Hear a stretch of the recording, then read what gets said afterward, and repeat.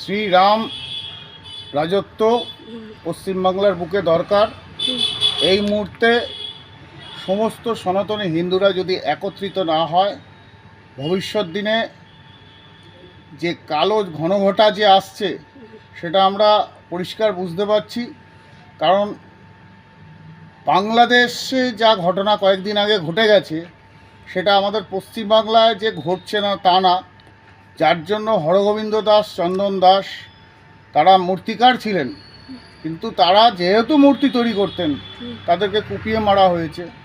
সেরকমই সমস্ত পশ্চিমবাংলায় জায়গায় এরকম অনেক অনেক হরগোবিন্দ দাস, চন্দন দাসকে মারা হচ্ছে, যেহেতু তারা হিন্দু সনাতনী। এখানে বাঙালি বা অবাঙালি বলে কোনো ভেদাভেদ নেই।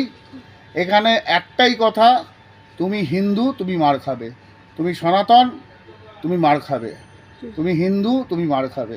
তো সুতরাং আমরা এটুকুন বলতে পারি, সমস্ত সনাতনীকে একত্রিত হতে হবে।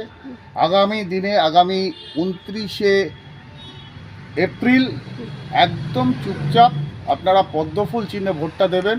না হলে ভারতীয় জনতা পার্টি না আসলে এখানে আপনারা সেই রাজত্বে থাকতে পারবেন না যেটা রাম রাজত্বে ছিল। আপনি আমরা ছোটোবেলা থেকে আমরা জানতাম রাম রাম রাম বলতে গেলে অনেক সময় একটা কথা বেরিয়ে আসে, মরা মরা মরা।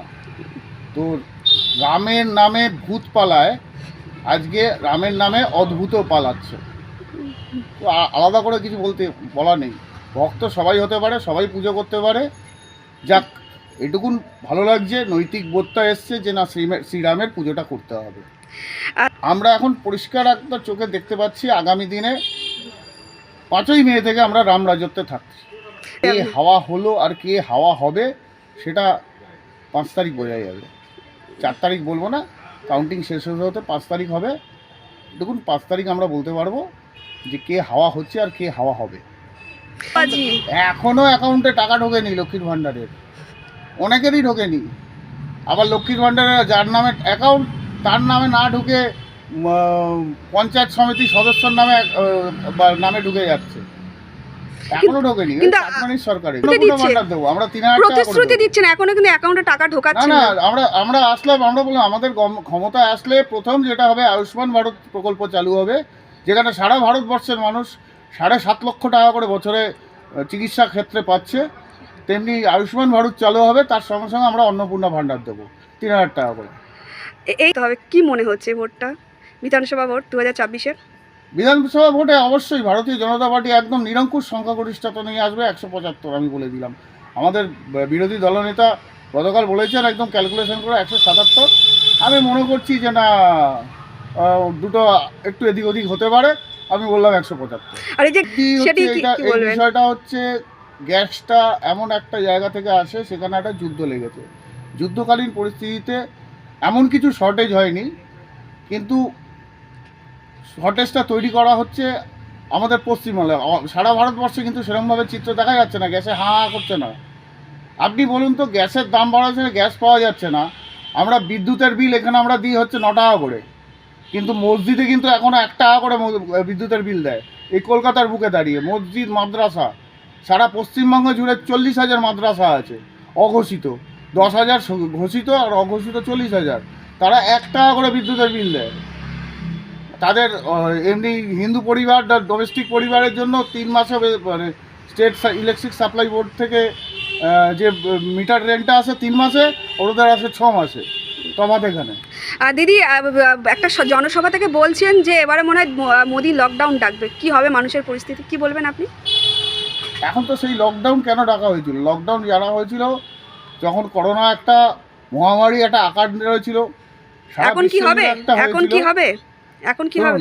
আমাদের ভারত সরকার, মোদিজির সরকার সেই সময় লকডাউন ডেকেছিল বলে আজকে বিশ্বের মধ্যে সর্বপ্রথম করোনার যে অ্যান্টিভাইরাস, সেই অ্যান্টিভাইরাসটা ভারতবর্ষ থেকেই গেছিল সারা বিশ্বে।